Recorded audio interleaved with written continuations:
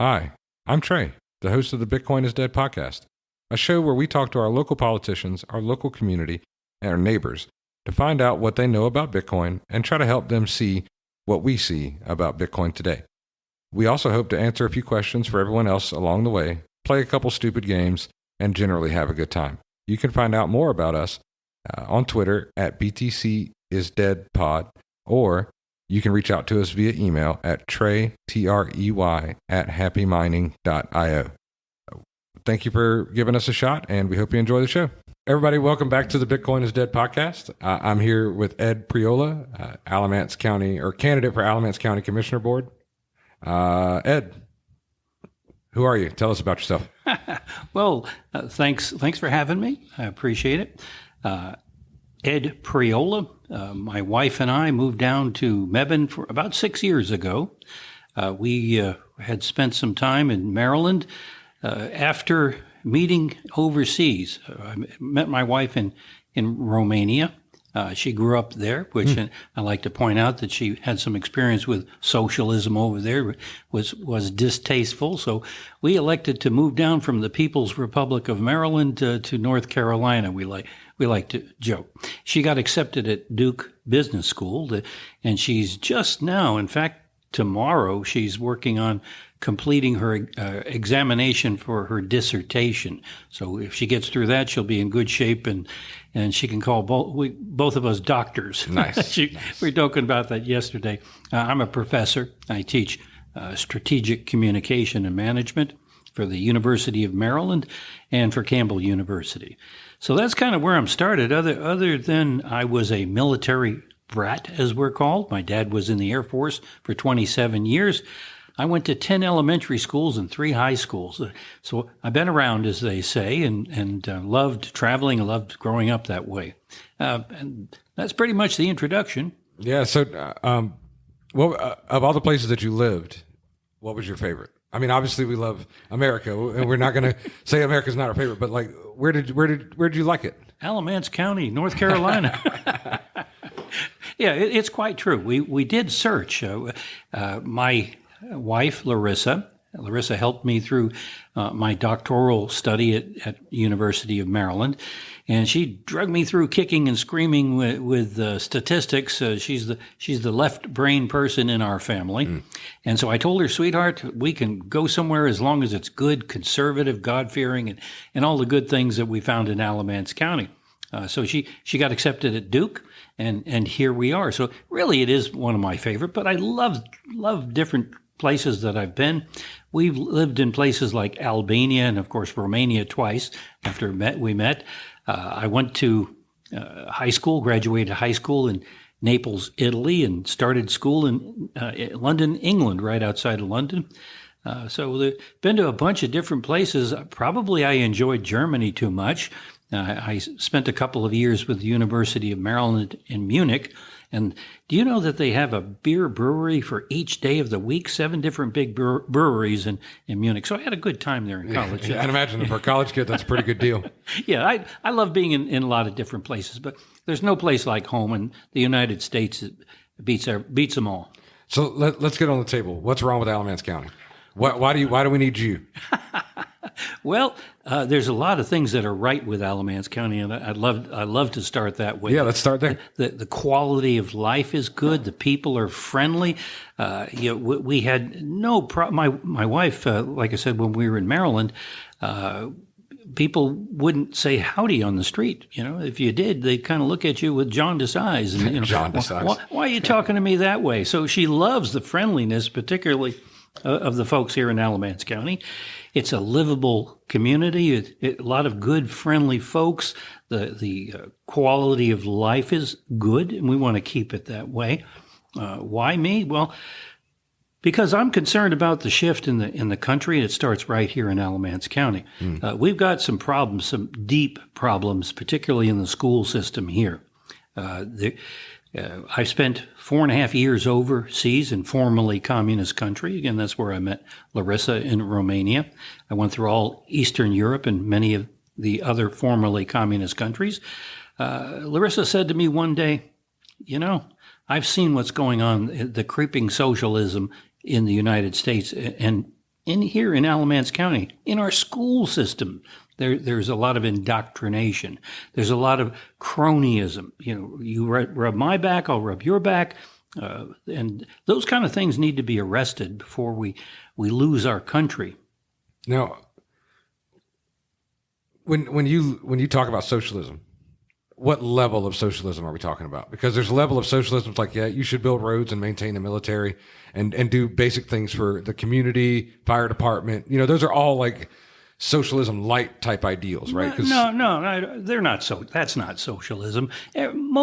Most rational people believe that taxes are a thing that we need to pay. We need roads. You need a good interstate system so you can move the commerce, and the same within North Carolina.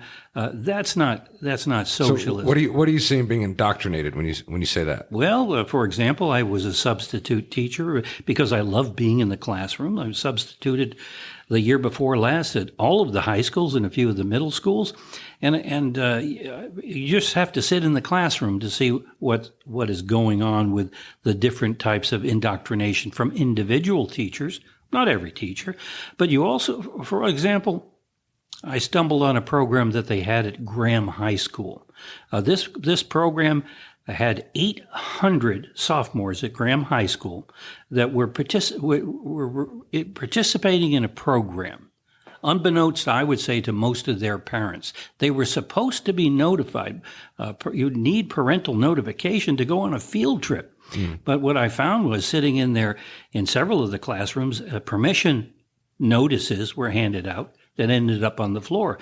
The notices said that you, unless your parent objects to your participation in this particular program, it was a mentorship program, and it was a mentoring and survey research program. Unless your parent objects, you're in the program. Oh, and by the way, you get three $10 gift certificates to buy stuff that you like if you participate in the survey. Well, the fact of the matter is this was set up by a radical group out of Princeton, New Jersey, and they openly bragged about their support and endorsement and promotion of critical race theory. Not just, something that smelled like socialism. Yeah, but just outright. Just outright, yeah. And they promoted it that they had trained people and professionals in something like 60 different organizations. Well, I brought that to the attention of the school boards I guess almost 3 years ago now, and I got nothing. I got crickets. They didn't want this to be exposed that 800 students were filling out surveys on their laptops, apparently to me, unbeknownst to their parents. And on top of that, when I pointed out that this was strictly against the ABSS policy as well as federal law, that you can't have a minor agree to participate in a research program, again, I got nothing. The only thing I was able to obtain was the memorandum of understanding between the principal then, who apparently has since resigned, to pay a dozen or so teachers to participate in this program while they were being paid on the taxpayer dime. And it was a survey for like the study of or the participation of, like how did it connect to critical race theory? Well, you see, that much we don't know what the survey itself was about. Okay. The organization promoting the program that had by the way, secured the records, the behavioral and academic records of these students, even when they moved on to other schools, they still, to my knowledge, have those records. They said this contract entitles us to that. So we don't know what was in the survey. It was not made public. When I inquired, they said, no, we can't do that. It's copyrighted from the organization that was promoting critical race theory. So there's a lot of finger pointing in different directions. The bottom line, though, is with federal law, it's very strict. I know a little bit about it from research in my doctoral program, that you cannot have somebody in a human subject research study without their permission. You cannot have a minor in a human study program without the parents' permission, and they, to my knowledge, didn't succeed. That's why I'm running, because the cronyism going on over at ABSS in particular. There's contracts in different departments perhaps that need to be examined in the county government. But I got to say that the ABSS is a dumpster fire a week. It's one tragedy after another. Do you think the kids that are coming out of ABSS they're at a disadvantage compared to other high schools in the area, like other districts in the area? Like, are we unique in this, or is this something that's more widespread? Are students hurting worse? I'm not familiar with the other districts, in terms of personal observation. Yeah. I did substitute at all the high schools and a few of the middle schools here. But what I do believe, based on my research and what I've learned from other educators across the country, is this is widespread. Yeah. This is why you've got the chaos at the campuses across the universities across the country now, because you've got the educators and the administrators, many of them colluding with the so-called student, the organic movements, where we know that a good portion of them are just professional agitators to break down a system. Yeah, I don't. For my own kids, to be brutally honest with you, I didn't go to college. I'm reasonably successful. I went to college for a little bit online, but I never graduated. I guess you could say, like, my background in IT is almost like a background in a trade. I kind of learned on the job. And once I reached a certain level, there was nothing I could go to school for to push me to a new level, without changing trajectories in general. But I don't, like, my kids, I'm like, look, make a C, because I don't really have a lot of faith in what's going on. I didn't have a lot of faith in what was going on in school systems when I was in the school system, but I was I was a student. So my perception was different. My perspective was different. But now, as a parent, I'm like, look, my kids have been through 2 years or so of homeschooling for COVID. My son was doing PE with headphones on during that time period. The school system itself, I've never ran into a teacher that I felt like you're the problem. It's more so there's like a funk amongst the faculty or amongst the facility that's like nothing here seems like you can't go too far in a way that you typically would, say, in the 1990s, 1980s, 1970s, with disciplining the kids and keeping them in line because you're afraid. Yeah. You can't go too far in teaching them kind of the standard education that most of us got during, say, between the 70s and the 2000s. It seems like there's this funk, other thing. Let me interrupt a couple of things. Yeah. First, it's not the teachers. It's not most of the teachers. It's not the lion's share of the teachers. They're there because they love teaching. Yeah. And so let's just get that on the record. You want to start with the problems. It's really with a handful of teachers, but more the administrators. And here's the statistic that surprises a lot of people. The growth rate in students over the last 20 years is approximately 7.6% across the country, I'm talking now. The growth rate in teachers is 8.7%. Right, so that's a reasonable amount, comparable. There's maybe more reason to have a few more teachers on average. You've got different challenges in this age. Now, here's the kicker: 87.6% growth in administrators over the course of the same time. 10 times as many administrators. That's an insane level of administration. Yeah, and to my observation, what are they involved in? Well, you've got diversity, equity, and inclusion, for example. And it's called different names because we play different salad games, word salad with the names so that we keep people guessing. But it's the equity problem that becomes a big insertion of why these administrators are involved in things other than educating kids. Equity means they get to be in charge of the outcomes, not treating each kid equally, which is what we stand for in this country. We've stood for since the beginning of our country. Equality. We had a civil war about equality and keeping everybody treated equally so that they got all the same opportunities without other people judging whether they had equal outcomes. That's socialism. You asked about socialism. Yeah, that's socialism. Earlier. Right. Outright. Right. So I just want to make that point, that those are the things, plus the cronyism here locally. You've got conflicts of interest, several of big ones. You've got the school board chairwoman who allowed herself to be hired by this failing superintendent who just resigned in disgrace, in my opinion. He received a $30,000 boost in his income after 1 year on the job. $22,000 something as a pay raise, a $5,000 and a $7,000 bonus. Now, in fairness, he turned down the little one, the $5,000 bonus. But his raise and that boost gave him more money than the governor of North Carolina. Now, if he would have gone through with his two real estate transactions with the chairwoman, she stood to earn tens of thousands of dollars from a guy she was supposed to be overseeing along with the rest of the board. Those kind of things are wrong. Giving away another $16 million in money that was earmarked to repair HVAC systems, giving it away in one-time Christmas bonuses was highly irresponsible. I would call it a few other words too. But rather than giving it and repairing the HVAC systems, we got a mold problem that now costs us 2 or 3 times as much to repair. That's irresponsible. So those are the kind of things. Now they've got millions of dollars. They can't figure out where it is.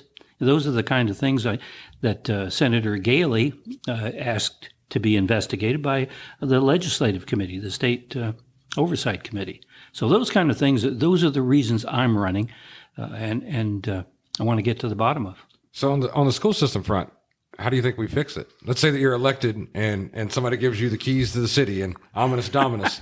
How do you fix it? Well, it doesn't work that way, of course. Yeah, of course. All right, king for a day, but it doesn't work that way. What I would need to do is have at least 2 other of the 5 commissioners agree with me on certain courses of action.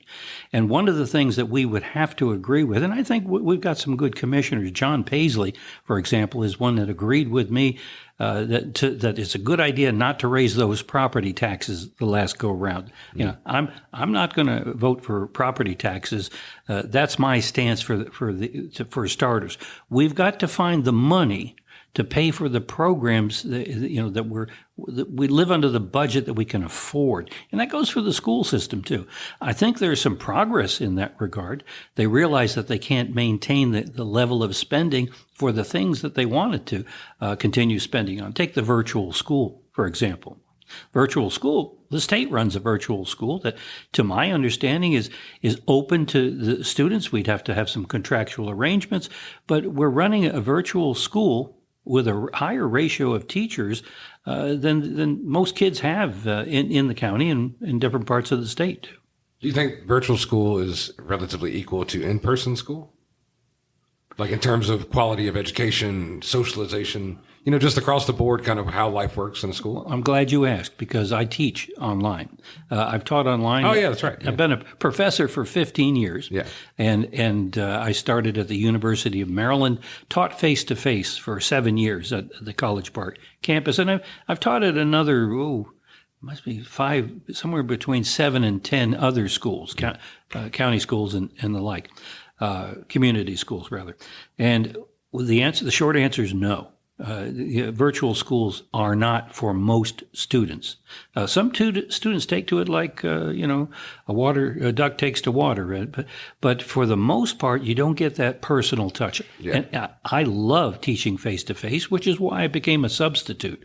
I again taught at all the high schools and I miss teaching face to face, and you don't get the interaction, you don't get the socialization. Yeah. And now, if you have an older, more mature, self-disciplined student, like many of the students that I have are in the military, they're in Okinawa, like you said, where you were stationed, and then or a helicopter base in Honduras, and all through the United States or around the globe. Those folks are dedicated. They're either transitioning or they're trying to improve build their rank, their opportunity for rank. It depends on the students. I also teach at Campbell University. Got a lot of good, dedicated undergraduates who cannot go to college any other way. They got a family and they're working, so it has trade-offs. I understand some young students, kids, do well, but for most, I think it's better to be in class, face to face. I think I'd agree. Like looking at what happened with my kids during COVID, it was weird because it was a very pivotal time for all of my kids. My high schooler at the time, I think she was 13. that's right at that middle school age. And middle school for me, and so far for both of my kids that have been through middle school or going through middle school, has been a weird time. You know, it's a hard time for anybody. But for her, you know, remote learning at 13 was difficult. My middle child, she was just a few years younger. So for her, it was just a sudden adjustment. And because of her age, when she looks back on her school years, her first real school memories will be remote. Yeah. Just because she was too young to remember the previous years. And then my youngest, it was his first or second year. I can't remember if he was in first grade or if it was second grade or if it was, kindergarten or first grade, but he was doing PE with headphones on. It was a very strange experience. Like I was in my living room and I had a desk set up in there, and they all three had a desk set up in there, each one with their own little desk. And so I would look behind me after I'd get off the phone with the customer, and you'd have one kid, the teenager, who's like doodling on something and not paying attention. You've got the middle schooler who's effectively doing the same thing, just she's not as able to hide it. You know, she's not as sneaky. And then you've got my son who's doing like jumping jacks with headphones on and keeps pulling the laptop off the table.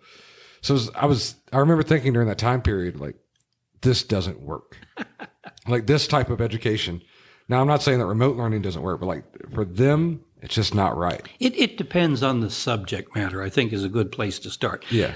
You don't need a whole lot of body language to understand math per se. I teach public speaking. Mm-hmm. I teach communication and presentations and the like.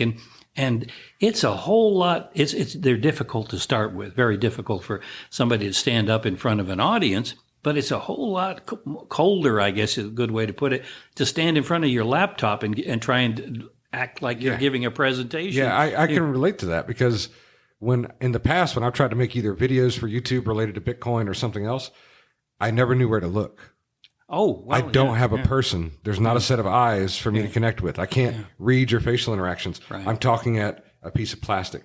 And so what somebody told me to do was, on a camera, just put a set of googly eyes on top of the camera. And then you use that as your focus point.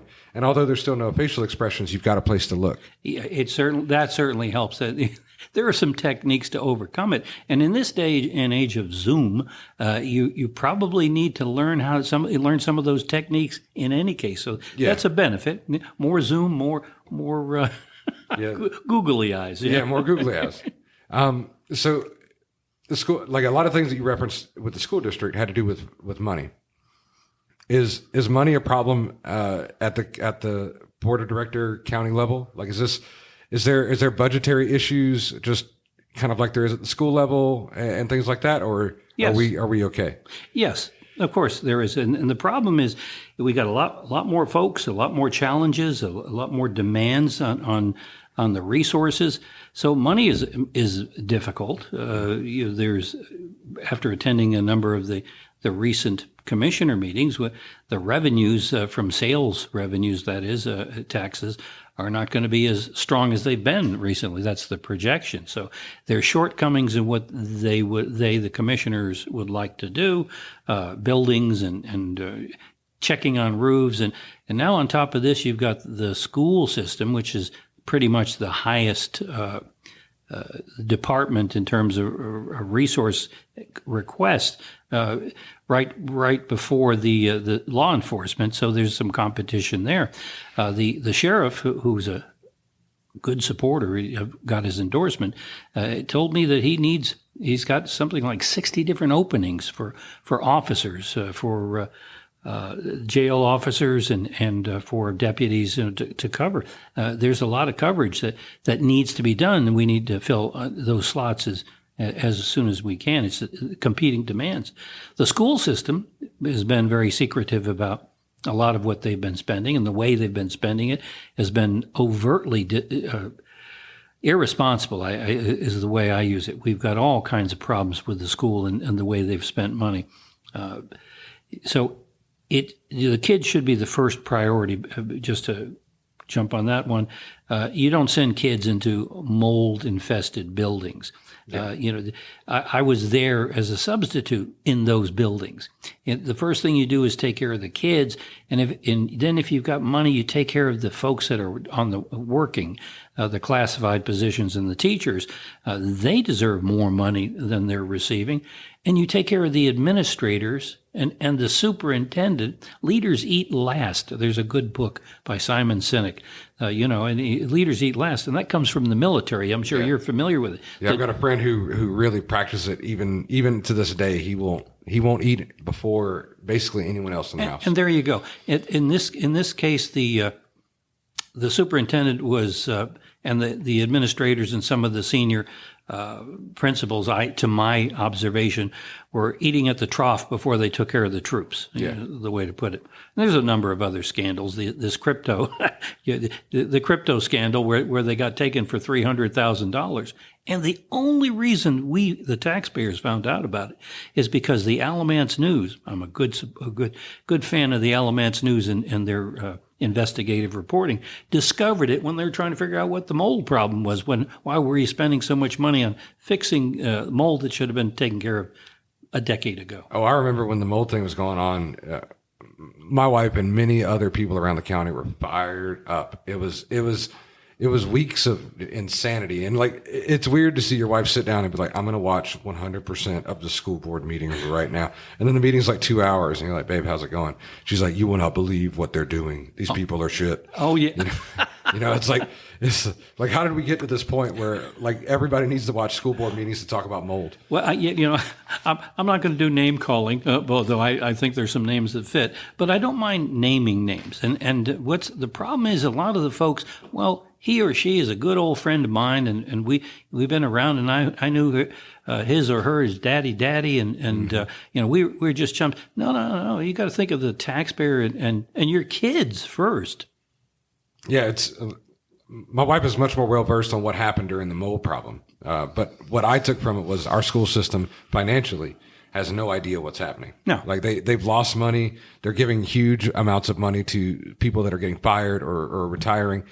Like, I don't know who gets a $250,000 severance package, but I don't think it should be a superintendent of a local school district in Alamance County. A failing local school district. Yeah, I don't think that's who should get the money. I just got to be honest. I don't even know the person's name or what they did, but it doesn't matter what they did. They shouldn't get that much money. Well, beyond that, the senior administrators, the 4 top ones, well, the superintendent, he resigned, in my opinion, in disgrace. Mm-hmm. The system was failing when he entered. It remained failing when he left, and with a whole bunch more problems than when he arrived. He was getting paid more than the governor. The second senior official was arrested for failing to protect one of our children. That's the allegation, and that's, I guess, still pending. He was suspended with pay, is my understanding. So, but there's some problems there. There's all kinds of violence going on. Oh yeah, my kids tell me about fights every day. Yeah, exactly. Every day. And so the senior financial officer, she resigned, and now the whole system is under investigation by the legislature. Just corrupt as all get out. Well, corrupt is a word I'm not going to use it unless you want to call it crony corruption, where you scratch my back. Yeah, that's maybe a better word. So I want to be legally correct here, but morally, ethically, and responsibility wise, the whole thing. A lot of people need to resign from the school board. Well, I don't know the ins and outs of the school finances, right? I only hear things. I see, various news reports. I'm not on social media except for Twitter, but Twitter's not most of the time really a local thing, at least not in my usage. So I don't see a lot. I hear a lot from other parents, and obviously my kids go there, so I hear from them. But they're looking at it from a student perspective, like the air conditioning doesn't work well, the bathrooms are messed up, kids are doing XYZ, there's fights, whatever. But I chop a lot of that up to, well, my high school had some fights. Kids smoked in the bathroom at my high school. Just their cigarettes are electronic now. But like I was saying earlier, it doesn't seem like things are functioning well. And this part is across the state. There's something like, I was reading the other day, 1,500 acts of violence in schools in the last year. Yeah, they're incredibly violent. And I think a lot of that comes from a lack of parenting. A lot of that comes from the availability of the internet and cell phones. And a lot of that comes from the generic, it's not going to get better attitude. That if you're a teenager, you kind of have like a negative attitude at a certain age in a lot of cases anyway, just because you're going through that teenage angst. But when you're surrounded by just dummies and terribleness and bad things on scale at the institutions that say they're supposed to be supporting and taking care of you, your mentality then is allowed to grow in that direction and to manifest itself over the next few years. But I think a lot of things in life are downstream of money, in the sense that money impacts how we view it, even if we don't think about money and that thing being correlated. And all I ever hear from the school systems is, we need more money. We need more money. And it's like, have you never, like 30 years ago, they needed more money. 30 years ago, people were campaigning for teachers to get higher salaries. 30 years ago, they needed the same exact things that you need. The names may have changed. The numbers may have changed, but in principle, it's still the same. The answer isn't, and it can't be a more quantity of money. There's got to be a different answer. In my opinion, I think that quality of money is what they're missing. Well, I received a survey from the local, what is there, the Alamance Education Association. I think I've got the acronym AEA. They claim not to be a union, but they act like a union. You know, they don't have the legal stature of a union, but everything that they do is for the benefit of the educators, the teachers, and fair enough in that respect. I received a survey as a candidate during the primary from this group. They're certainly very politically active, and not one of the 10 or 15 questions they had there was about students. Not one. It was, do you support raises? Do you support more financial resources? And I think that at least symbolically, somebody's got to be able to pull their head out of the darkness to understand that the focus comes first with the kids. That's why we had a school board trying to curry favor with this organization. The school board members who voted for the one-time Christmas bonuses, $16 million. Their focus was on getting votes and making this union happy, instead of focus on what do we do to make the kids have a world-class education first. Think of that first. And then, of course, we need to focus on getting teachers and anybody who works in the school system a fair amount of pay. Yeah, I agree. Like I have a friend whose wife is a school teacher. And one day we had a conversation at lunch, and it was over teacher pay. And I know nothing about teacher pay outside of from just what I can glean externally. But he's literally sleeping with teacher pay. You know what I mean? Like is his wife. So his opinion was that teachers have never been paid enough, and the teachers will never be paid enough. And me, kind of prior to Bitcoin, my opinion was, if teachers were NFL players, they'd make a ton of money. And I don't mean like if they played football. I mean, if we watch teachers like we watch NFL players, they'd make millions. But because the results of a good teacher isn't seen until 8, 10, 12, 15 years later, you know, where they've helped guide and mentor a student, they've taught a subject to a student that they excel in, and then you see the results of those planting of those seeds at age 12, you don't see until age 25. Right. So nobody pays attention to it. What I think should happen, I think teachers should get paid. I'm not going to say a living wage because I think that's kind of a weird term, but I think teachers should be some of the most highly paid people in our society, because you're entrusting the future of the entire society with this group of people. I'll give you that. I agree with you. I think, though, that we need to have a merit-based system. If you're a shitty teacher, you should go away. And that's the problem. Yeah. You know, you've got places, you heard the horror stories of places like New York where a teacher has been accused of all kind of criminal activity, and they go sit in a room somewhere and continue to earn their pay because the union is no, the unions are stupid in this regard, because if I have a person, like, I am not a good woodworker. I am an okay woodworker. I can make you a cutting board. I could probably screw together a picnic table. I could get through with the basics. But if you wanted to pay me as a woodworker, I should be very low paid or fired, right? I'm not a good carpenter.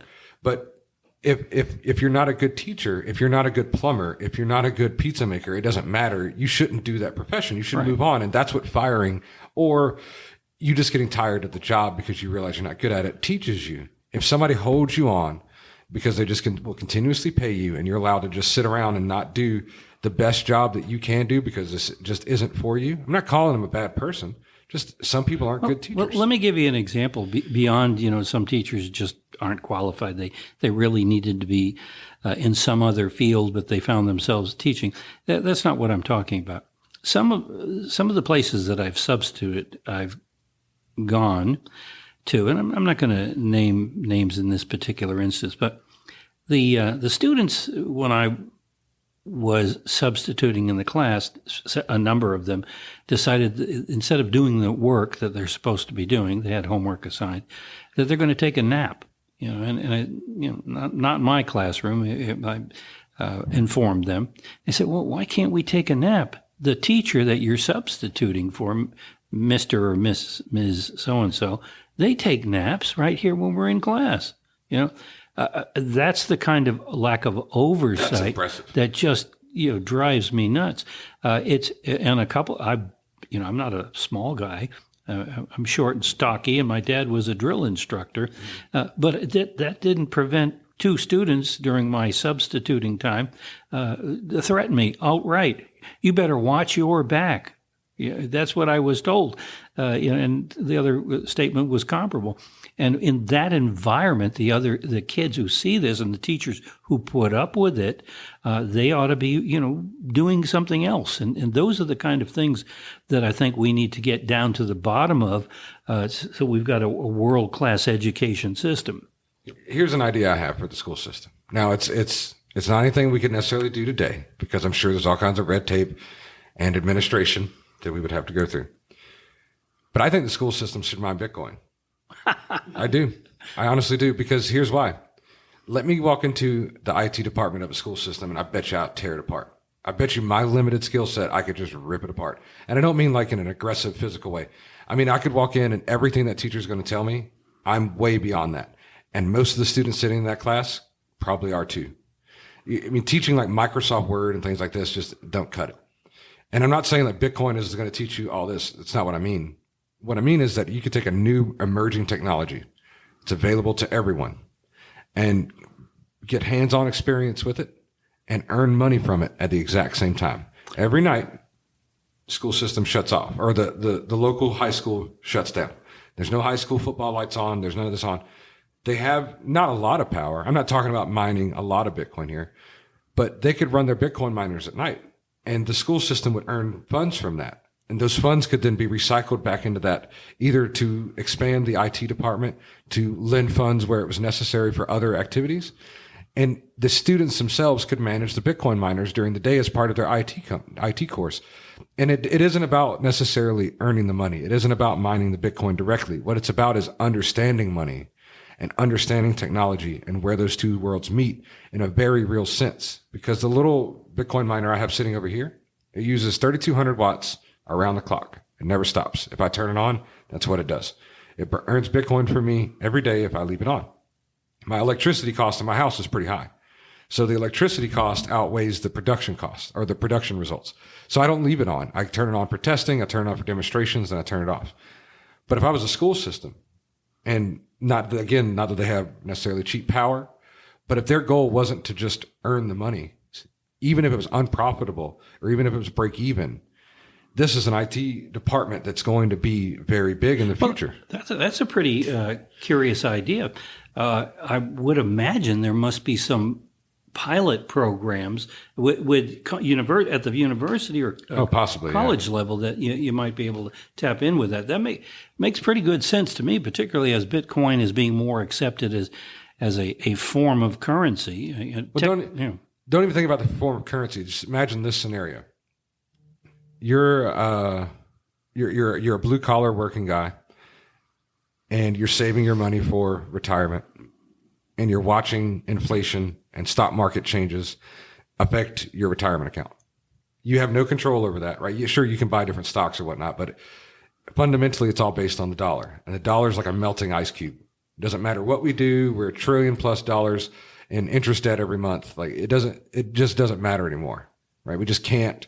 Mathematically, we can't catch up as a country. So you're watching this occur. There's no alternative, right? You might outrun the market if you're really smart, you're really lucky, or if you have a really long time to wait, right? You might outrun the market enough to where you're either, say, well off, rich, or at least to the point where you can retire comfortably. The flip side is Bitcoin.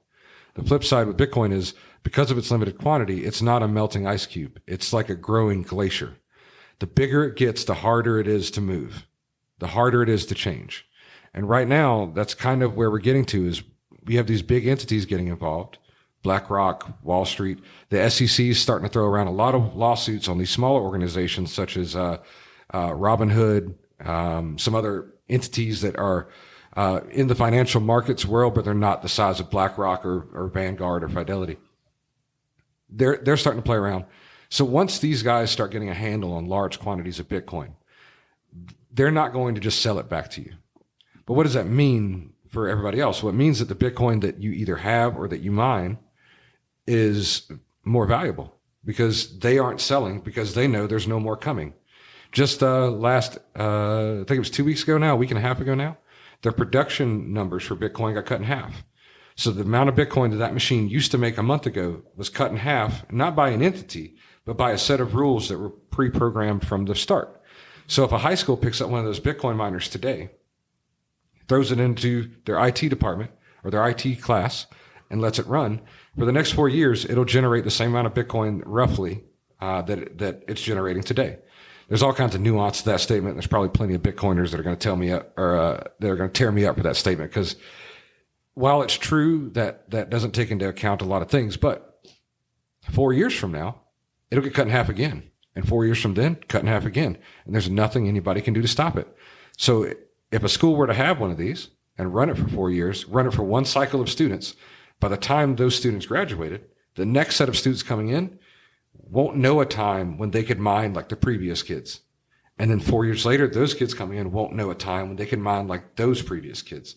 And it becomes this cycle of it gets more valuable the longer you wait, the more you hold, the better off you are in the long run. There's only 21 million Bitcoins ever to be produced. 20 million roughly have already been produced. Over the next 100 years, the last million will be produced. And school systems will be part of the last organization to catch up because they're not in the Bitcoin community, they're in the Bitcoin world. Their IT departments are generally 5 or so years behind, say, what businesses are doing. So I think it's a great idea. You get money, you teach students, and it teaches you the value of tomorrow, which is so much more important than anything else. Well, I'm just kind of curious because it sounds like an intriguing idea. Would it be more appropriate or as appropriate for a college level program? It's very easy. I mean, from a technical standpoint, it's no different than setting up a laptop effectively. But if you want to do it and really study it, I think a college level program would be better.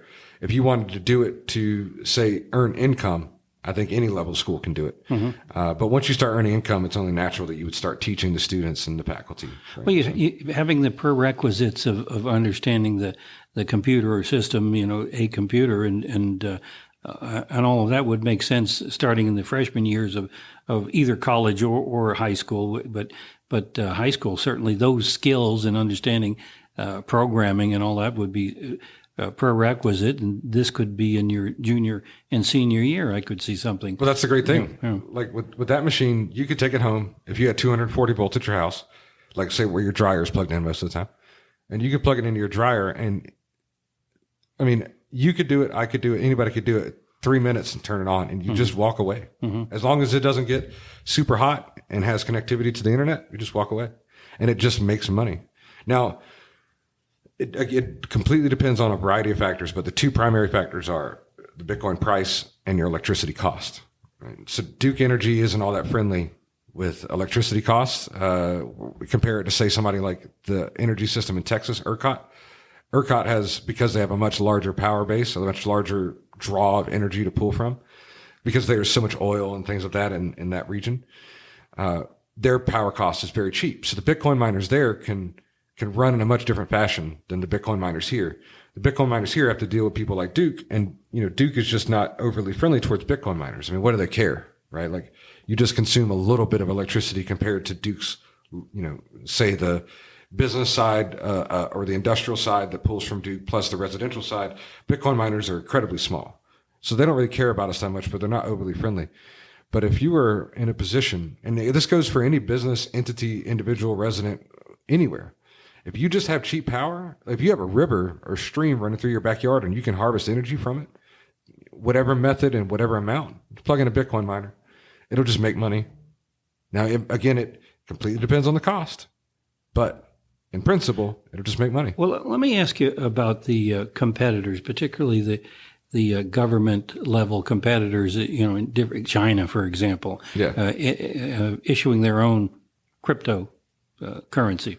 Well, how is that going to impact Bitcoin over the time? I think our biggest competitor in that regard would be, so China has the digital yuan.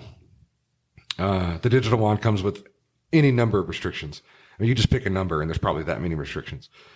So if I told you, you can have Bitcoin or the digital yuan, those are your two options, chances are you're picking Bitcoin just because you might not like one of the many restrictions of the digital yuan. CBDC, central bank digital currencies, are going to come out probably from the United States and the European Union, maybe even one and the same. The European Union has admitted they're working on, the Federal Reserve has a paper written. They're working on one. Banks have also tried to institute some level of agreements or cooperation with different government entities to develop a central bank digital currency. And effectively what it means is, and I think you'll understand kind of where I'm coming from a socialism and communism standpoint, is let's say that on this podcast you say something that somebody doesn't like, which we probably said a bunch. Then I hope so. Yeah, me too. And then that person reports you to the CBDC authorities, the federal government, whoever it may be. And then they review the comments and they say, okay, well, Ed, we don't like what you said. Turns out you can't use your debit card outside of Alamance County. Yeah. Because that's the level of control. They don't even have to contact a bank to put a hold on your account. It's just, it's a switch. It's a simple matter of pressing a button. And they could do it for anything. Whereas, again, the other option is Bitcoin. Now, you could say, what about Ethereum? What about these other cryptos? There's no second, I hate to parrot the famous Michael Saylor, a big Bitcoin guy.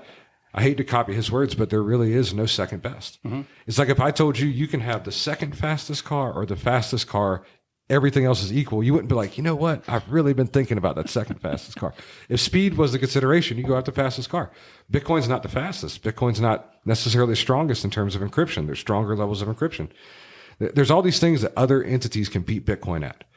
But do you have the momentum? Do you have the user base? Do you have the mining infrastructure? Do you have everything that Bitcoin has accumulated over the past 14-ish years? And the answer is no. And the bigger problem is that there's always someone behind it. Well, I will say this about Bitcoin is I've experienced many advocates for Bitcoin. You move around in many different circles, and I've never come up with somebody from one of the other crypto currencies. But Bitcoin, and it has a certain appeal to me. I've still got some looking into it before I'm totally comfortable with it. But the appeal is that the government's fingers are not in the middle of it. They are. Yeah. So that it's my campaign slogan is it's all about liberty and it's all about freedom. It's all about freedom, is to be exact. And so that's why it appeals to me that entrepreneurs like Bitcoin is fundamentally still are leading the way. I forget what the futurist was, the Future Shock, what was his name, predicted currencies that cities would be issuing their currencies. This is like 40 or 50 years ago. Yeah. And so I think it's a way the predictions are coming true, and I think it's originated here in the United States, which gives you a good feeling about our entrepreneurial spirit. Well, we don't know where it originated. Oh, really? There's no, there's an entity. We don't know if it's a boy, girl, one person, a group, but it went by the name Satoshi Nakamoto. But Satoshi Nakamoto, I mean, just from the name, sounds very Japanese. But Satoshi Nakamoto, when they turned on the first Bitcoin computer, the very first block mined, in other words, the very first person to win that 10-minute race, that first block had a little bit of text in it, and that text was a headline of a newspaper in the UK from the same day, and that newspaper said like PM on second bailout of big banks, and it was time and date stamped, so you knew that this was when the first one was mined, but you don't know where. It's a UK newspaper, it's a Japanese name, and the guy disappeared in I think 2011. Just said, I'm moving on to other things. And that was it. Nobody knew who he was. Well, that's a good tidbit of history that I'll keep in mind. No, so there's no founder. It's almost, and I'm not comparing him to Jesus in the religious sense, but think of Jesus as having like a miraculous birth.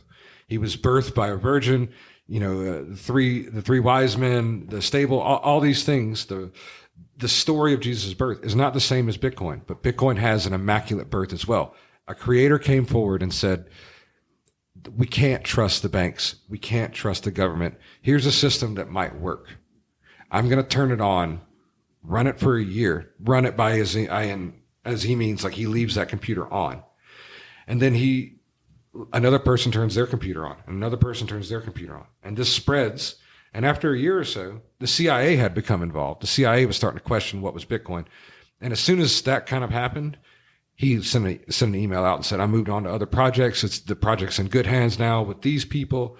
Here's all the source code. Here's how the whole thing works, which was already public anyway, but just as a matter of note, and then walked away. And his wallet, we can see every Bitcoin everywhere that it's gone. So the first Bitcoin to the Bitcoin, there's been a number of Bitcoins produced since we've been talking. All those Bitcoins, we know where they're at. We just don't know who owns them. So you could have a wallet address and I could send you Bitcoin. And I never know who you are. I have no trust with you whatsoever. But everyone else knows that you and me are transferring Bitcoin back and forth. I was watching one of the, I think the program's called Greed, American Greed. Yeah. Where the fellow was a Russian, as I recall, and he and his girlfriend, they got married, but they stole something like 20 million in Bitcoin currency, or maybe several currencies. But I was impressed with the way the FBI, I guess it was, tracked them down, but that they were able to figure out each step. Now, it wasn't easy, but they were able to figure out what each step involved was in the theft of millions of Bitcoins that apparently matured and quadrupled or something in value. Well, for instance, like if I sent you Bitcoin from my wallet to yours, no third party, no registration whatsoever, no name, no driver's license, no bank, no user information, nothing. I would always know, I could always look back through my own records and see your address. And I could see the Bitcoin that I sent you. If you ever moved it to a different address, I can follow it. And I can follow the trail. The connection, the point of connection becomes is if you ever tie that address or any address thereafter to your name, then I can find you. If I have enough authority, like if I'm the government, I can go to like a Bitcoin exchange, like Coinbase, and I could say, okay, I need all the records for Trey Carson. They could look at every address my Coinbase account had ever interacted with on the Bitcoin network. And if there were any Bitcoin there, they wouldn't be able to take it, but they would know who owned it.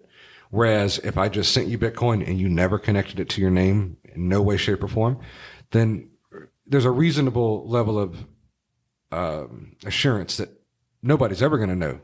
Because we, like Satoshi's Bitcoin, the Satoshi's wallet, the first wallet, I don't know exactly how many Bitcoins are in there, but he was like the 44th richest person in the world as of the Bitcoin high in 2021, 69,000. He was like the 44th richest person in the world. And not a penny moved, not a single bit.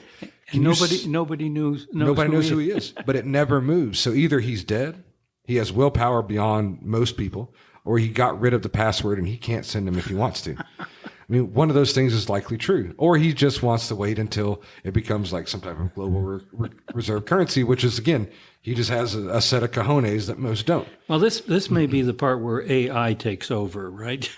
Yeah, I mean, AI is a whole different thing. I did want to ask you one thing about the county commissioners, though. I don't want to go too far down the Bitcoin rabbit hole because I'll just keep going and go deep. And they don't want to know about me; they want to know about you. I find your idea about getting it into schools as a learning apparatus. Yeah. I think that's worth exploring.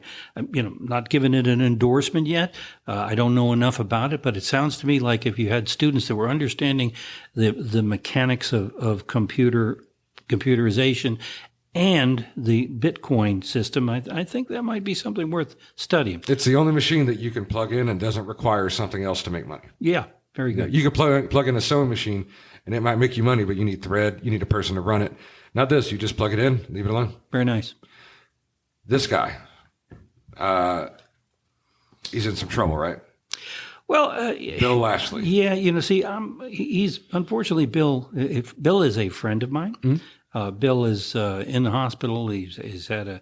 Oh, was this the guy that had the hospital visit? That's right. Yeah. Okay, I thought that was John. No, John is fine. John is the older gentleman, right? That's correct. The John current is the chair. John Paisley is the chair. Paisley. Right. Yeah, okay. Bill Lashley is the fellow that had the aneurysm, and he's in the hospital now. So I don't, I want to be respectful. Yeah, for sure. I didn't realize he was there, but all respect to him, I wish him the best. But this is in the newspaper, and people are going to see this. Sure.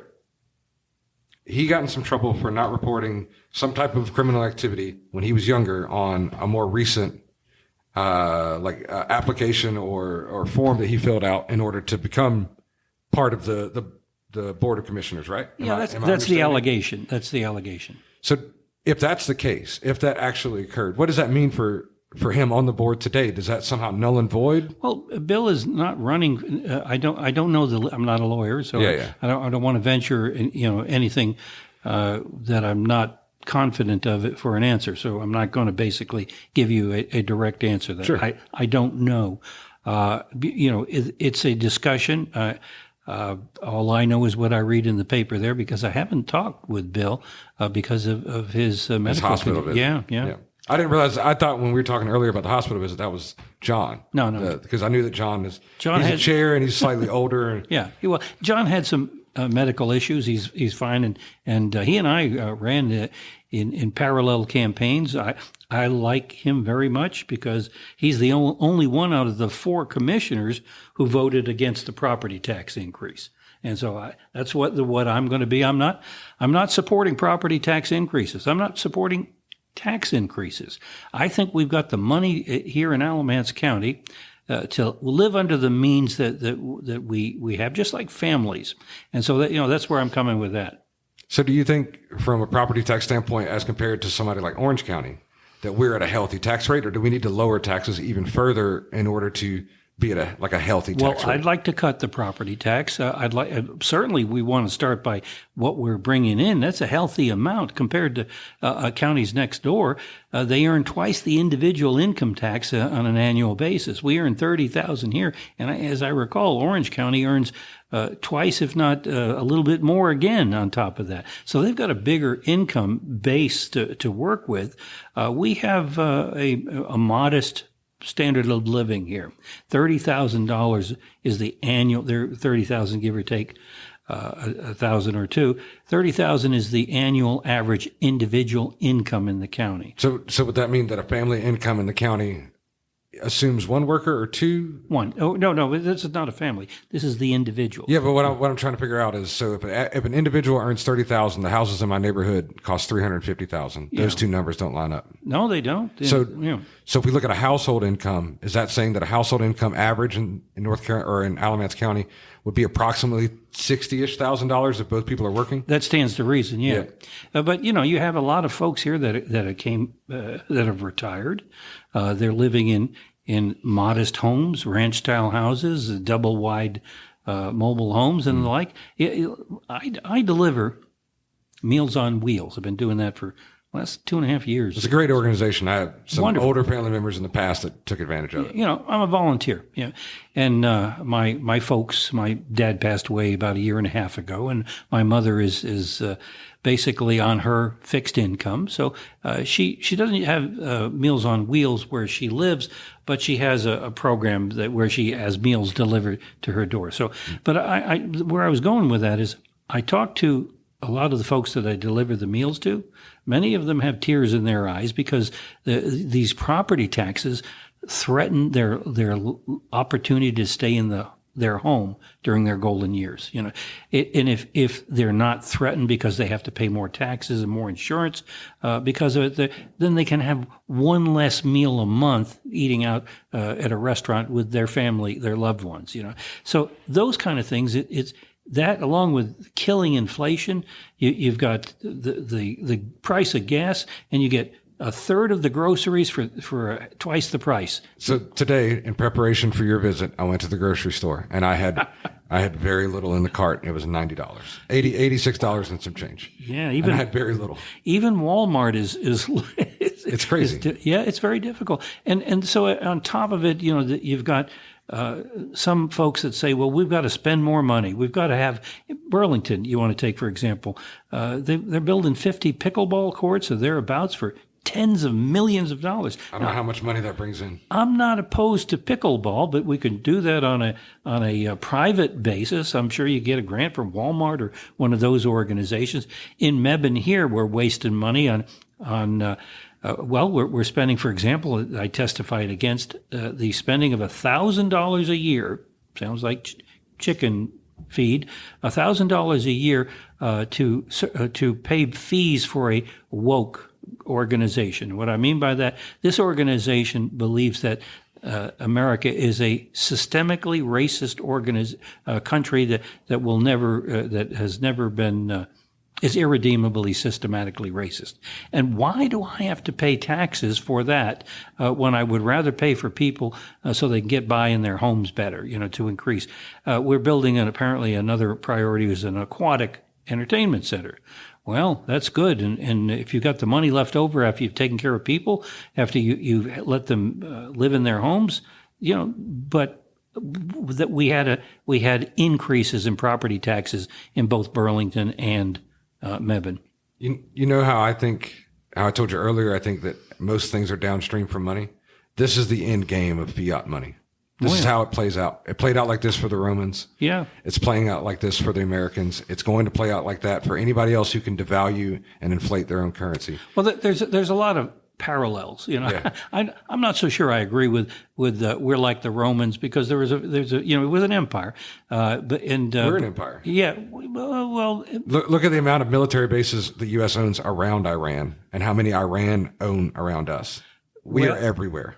Well, we are certainly a military. We should be. Power. I'm not saying we shouldn't be, but we are everywhere. Well, I wouldn't call us an empire. I don't agree with that characterization, but I do believe that we have a financial empire, if you want to call it that way.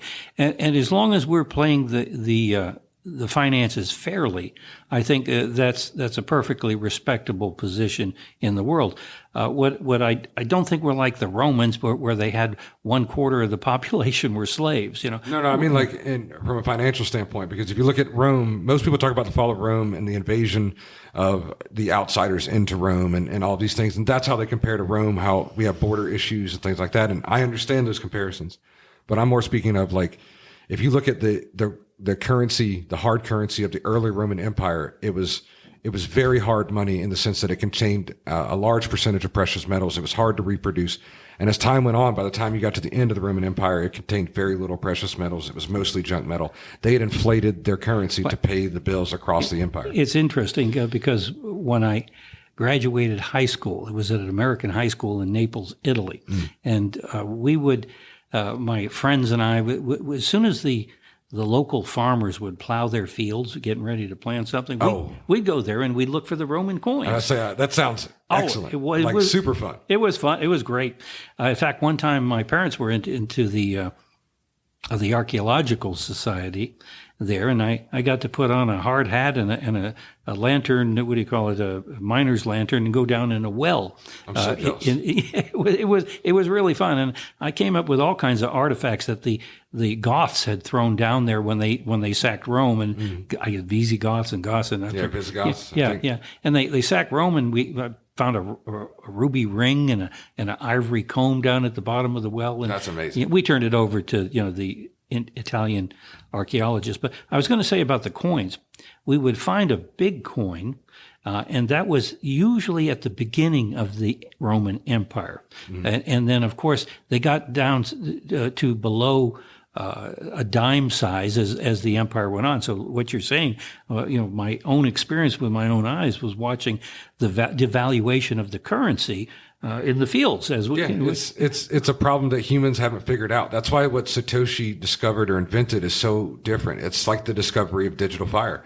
It's true scarcity. Digital fire. That's what happens. So we know what happens if you take a pile of money and you just keep adding piles of money to it, and that money is easy to create. You end up with a system in which everything is scarce except money, and you can't buy a lot of things because you don't have enough money to purchase the scarce items. I.e., a number 2 at McDonald's is $10. That's a very abundant resource, but we treat it scarcely because our money is abundant. So everybody has money. There's not enough cheeseburgers. Yeah, when I was a kid, cheeseburgers at McDonald's were in the 30-cent range. Yeah. So you experienced it from a wider spectrum. But what happens if you flip it? What happens if money is scarce? Then everything else, in principle, like in that logic, everything else becomes abundant. Yeah. So if there's not enough money to go around, in the case of 21 million Bitcoin, now, again, some Bitcoiners are going to beat me up over that because you can divide every Bitcoin 100 million times. So technically there's some quadrillion amount of Bitcoins that people can own, but there's only 21 million whole Bitcoins and kind of the way we think about it.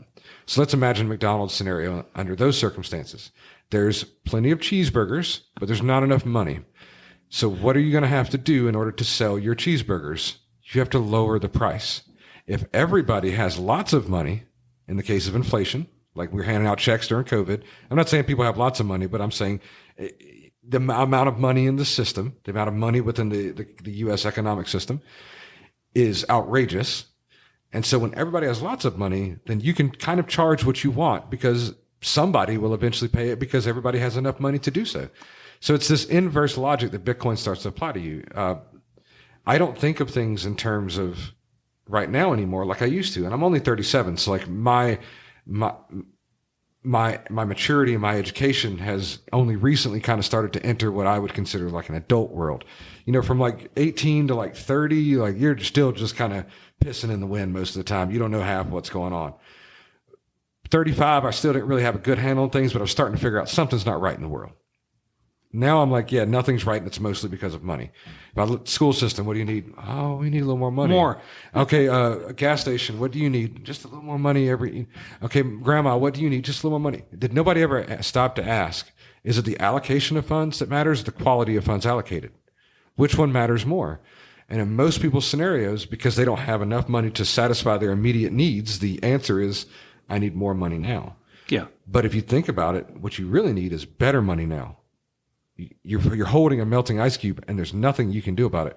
I can retire at, say, 65, 67, 70 years old. A, I'll never see a penny from Social Security. B, I'll have to be extremely wealthy by the time I retire. Like in numerical terms, I have to be 7, 8, 10, 10 times millionaire in order to retire and live very well by the time I get there, because inflation is going to do that to me. But because I know I won't get there just saving dollars, I just statistically won't get there by saving dollars. What's the point of me even looking out that far? Why do I even need to save money for that? I don't, because I'm not going to make it. I'm going to be broke in my old age. Bitcoin changes the paradigm and says, what if you're rich in old age? What will you not spend today if you'll be rich then? Like, not rich in I can travel the world on a yacht, but rich as in I can pass money to my family. Well, hard money. Yeah. Bitcoin changes your entire view on life once you really start to get on it.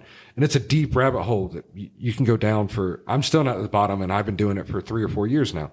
I work for a Bitcoin mining company. I mine Bitcoin for myself, and I have a Bitcoin podcast, and I still haven't scratched the surface of what all this means.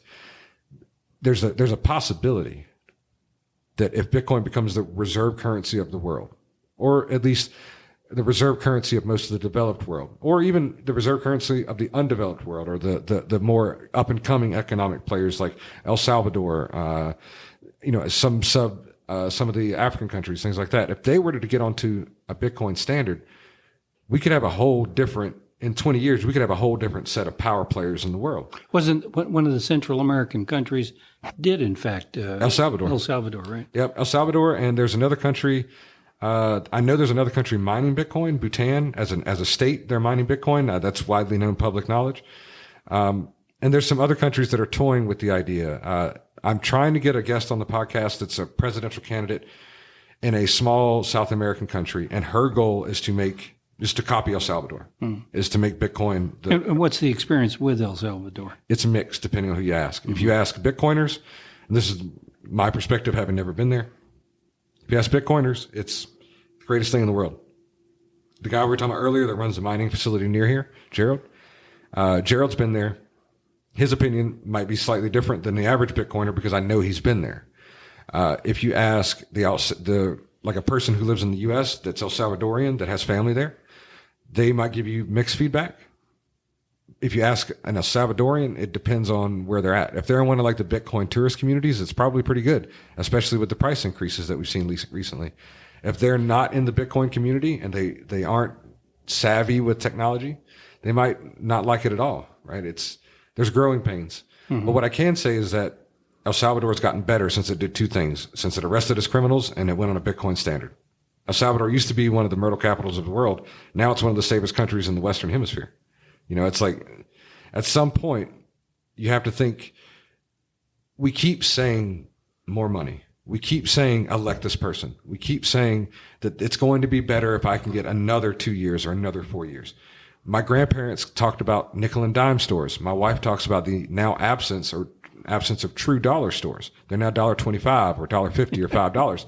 It's not going to change. Our viewpoint is just too short. If you just back up for a minute and look at that, you realize pretty quickly that we need good people in leadership like yourself. I would go as far as to say, I'm not necessarily a huge Trump fan, but I think that we need somebody who is like Trump, who puts America first, even if he does have his own vices. You know, if he has his own vices, as long as those vices don't affect America, I don't really care what you do when the lights go out. I mean, it could be Stormy Daniels outside all you want. I don't really care.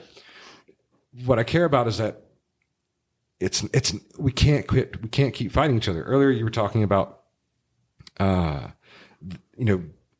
critical race theory and these various sponsorships and programs regarding race. More money won't fix that. You can't pour money on people and say that you're not racist anymore. What fixes that is walking next door and having a barbecue with your neighbor, regardless of his political association, regardless of his skin color. That's what fixes it, is being Americans again, being friendly towards each other again, and recognizing that the problems we're arguing about are the problems they want us to argue about. The problem they don't want us to argue about is the one that they're starting to sue people over, which is what the fuck is wrong with the dollar? A lot. And nobody wants to recognize it. Even Trump himself was like, Bitcoin, I could live with it or live without it. That makes sense coming from a semi-billionaire. But I think he's on the wrong side. I think he should strongly be in favor of Bitcoin. And anybody else that does, I hope that in the future, when you hear Bitcoin, you won't run. Like, you know what Bitcoiners typically believe? If you just walked into a room and said, do you believe in vegetarianism? They would say, no. We believe in eating red meat and a lot of it.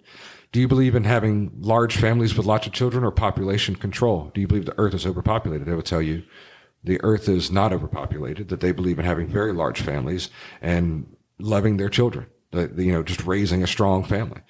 You say, well, okay, do you believe in spending a lot of money and being ridiculous, or do you have a conservative financial approach? And they'd be like, well, I will sell you all the chairs in my house right now if you give me the Bitcoin that I want for them.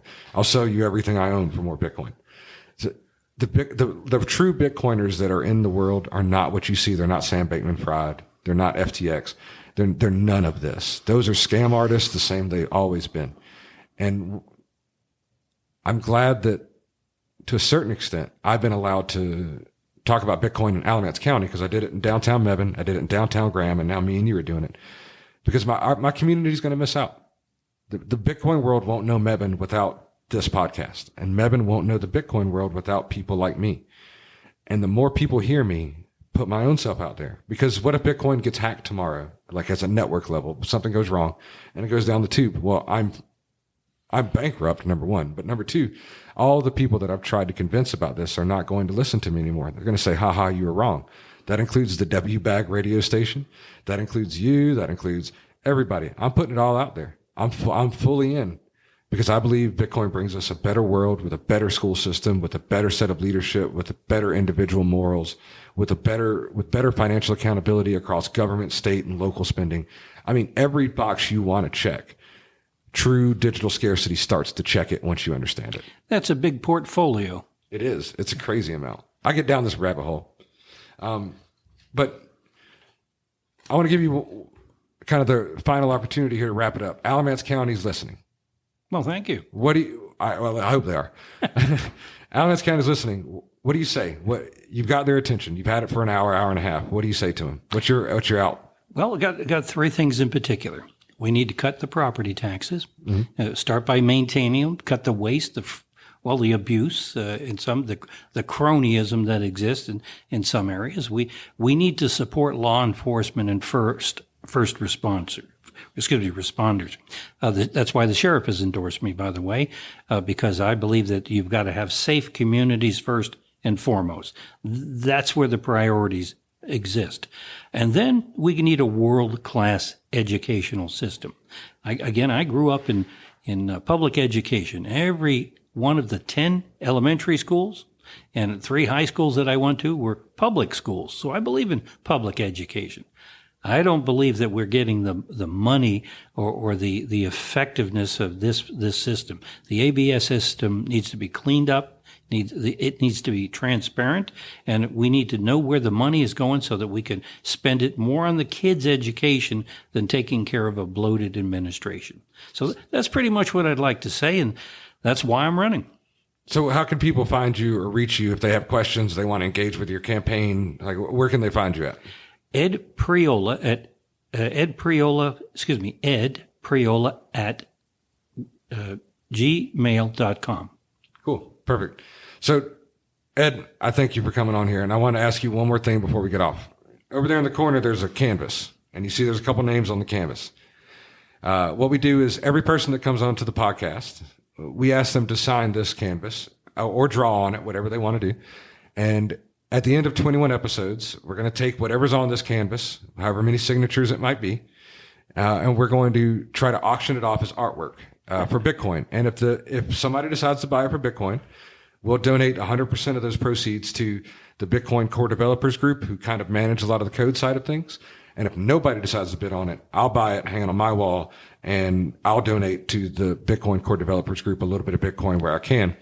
And the reason for this is we want to be a part of the history of you becoming a prominent figure in Alamance County, but we also want Bitcoin to be a part of your history and you to be a part of Bitcoin's. So by you putting this, by signing or drawing or whatever it is you do, whoever ends up with this somewhere in the world potentially, when they buy it, they're not going to necessarily know who you are, but they're going to remember on episode 4, there was a guy named Ed who wanted to do good at the school system, and there's a signature right there. Sounds good. Cool. Awesome. Well, let's do it. Thank you, Ed. Have a good one.